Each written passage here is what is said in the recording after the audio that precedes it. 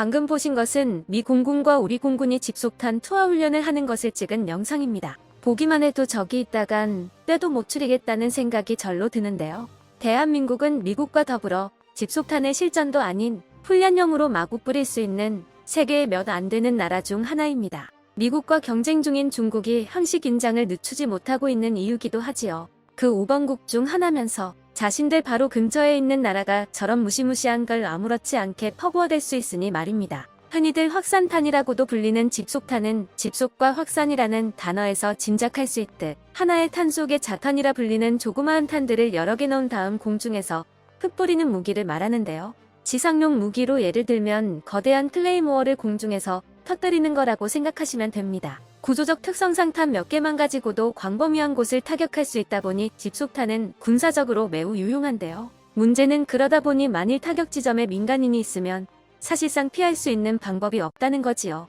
그 때문에 만일 사용자가 나쁜 마음을 품는다면 대량의 민간인 사상자가 발생할 수 있다는 우려가 있습니다. 그러한 사태가 발생하는 것을 방지하고자 2010년 유엔에서 집속탄 금지 협약을 발효했는데요. 하지만 이 협약에 가입하지 않은 몇몇 나라들도 있습니다. 그중 하나가 바로 대한민국이지요.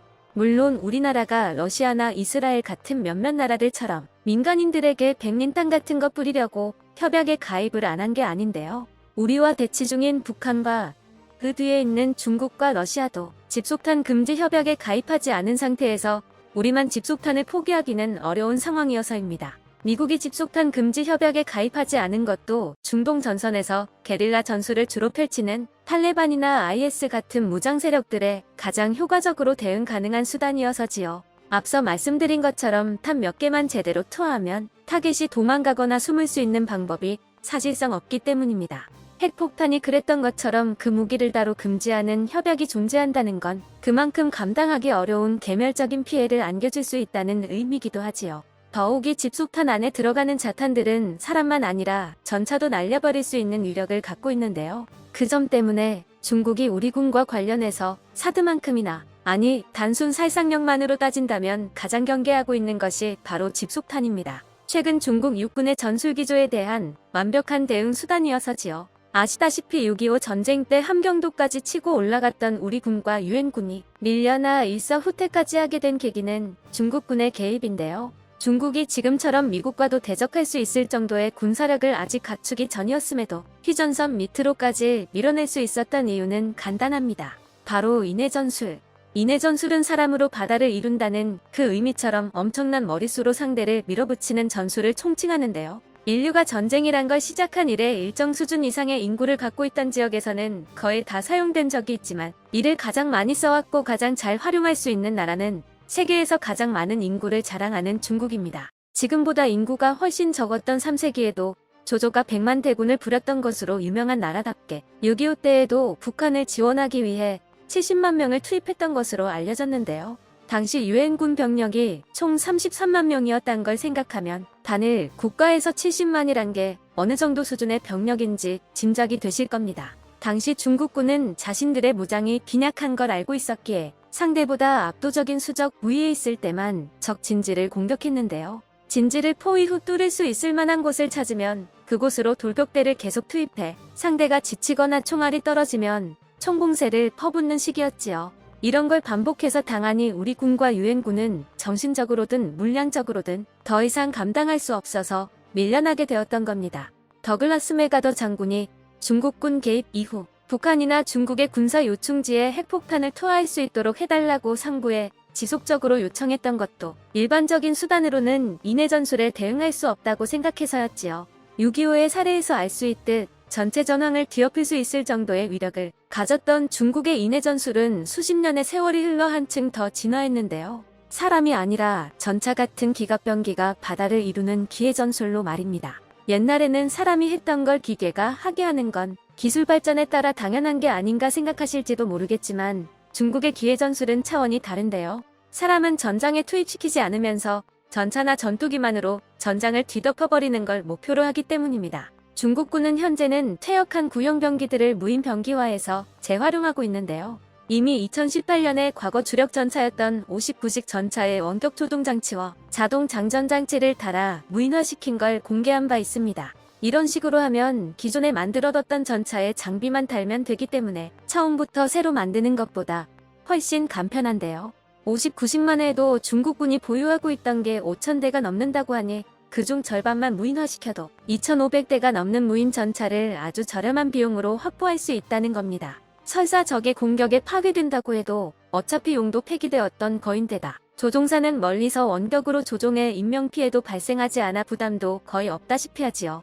전차만 무인화하는 게 아니라 J7 등 퇴역한 구형 전투기들까지 드론화하고 있는데요. 그래서 전문가들은 이렇게 무인화된 대량의 구형 병기들이 중국의 대만 침공 등 유사시 최전방에 투입돼 주력 병기들을 보호함과 동시에 상대의 전력을 소모시키는 역할을 할 가능성이 크다고 우려하고 있습니다. 그렇기에 그러한 대량의 적에 대응할 수 있는 집속탄의 생산과 사용이 가능한 대한민국이 군사적 측면에서 주목받고 있는데요.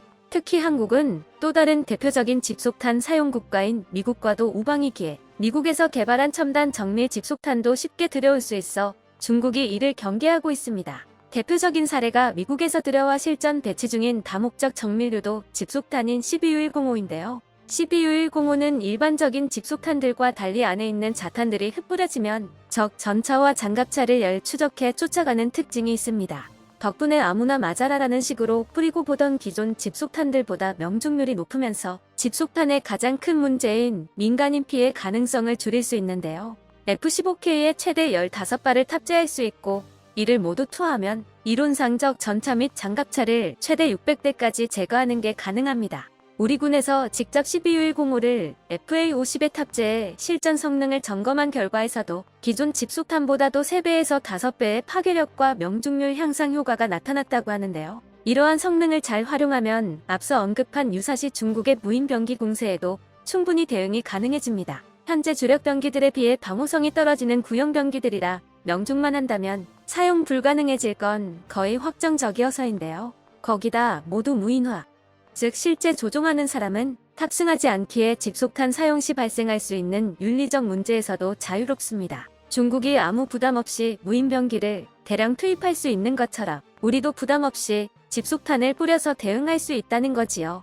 미국이 준 12U105 외에도 우리가 자체적으로 생산하는 집속탄들도 여러 있는데요. 현재 한화 등에서 다목적 자탄 및 박격포용탄, 지연자폭 자탄, 천무 다연장로개종 등 9종류의 집속탄을 생산 중인 것으로 알려졌습니다. 특히 K39 천무로 집속탄을 발사할 경우 최소 300개, 최대 900개의 자탄을 퍼붓는 게 가능해 축구 경기장 3개에 해당하는 면적을 초토화시킬 수 있지요. 우리 군의 대표적인 탄도미사일 현무2에도 집속탄 탄두가 사용되기도 하는데요. 이 경우에는 활주로나 미사일 기지 등 적의 중요 시설을 무력화하는 데 사용합니다. 당연히 집속탄의 특성을 가장 잘 활용할 수 있는 공중 투하용 집속탄도 만들고 있는데요. 대표적인 공중 투하용 집속탄인 K12U58 항공폭탄의 경우 최대 650개 이상의 자탄을 지상에 뿌릴 수 있지요. 이런 걸 전투기 여러 대가 한꺼번에 뿌려버리면 그 일대가 어떻게 될지 더 이상의 자세한 설명은 생략하겠습니다. 이 밖에 탄 안에 있는 내용물들을 뿌려버리는 집속탄의 특성을 활용해 직접 타격 목적 외에 다른 용도로 활용하는 집속탄들도 있는데요. 대표적인 게 적 기갑부대의 이동을 저지하기 위해 소형 대전차 지뢰들을 사방에 뿌리는 KDOE로 RAAMS 지뢰살포탄이 있습니다. 사람이 직접 설치하는 것보다 안전하면서도 더 빠르게 넓은 범위에 지뢰를 설치할 수 있게 해주지요. 유사시 대북 심리전 등을 위해 만든 전단포탄도 집속탄의 원리를 활용한 건데요. 바람의 영향을 강하게 받는 데다 속도도 느린 풍선에 비해 훨씬 더 빠르고 정확하게 원하는 지점에 전단을 뿌릴 수 있다는 장점이 있지요. 지금까지 보신 것과 같이 집속탄은 그 무시무시한 위력 때문에 사용이 금지된 나라들도 많지만 그만큼 파괴력은 확실한데요. 중국이 수많은 병력과 병기를 갖추고 있음에도 대만 등 주변 국가를 마음대로 할 수 없는 건 어쩌면 우리와 미국의 집속탄 세례를 두려워해서일지도 모르겠습니다. 끝까지 시청해주셔서 감사합니다. 도움이 되셨다면 좋아요를, 다른 이야기도 궁금하시면 구독을 눌러주세요.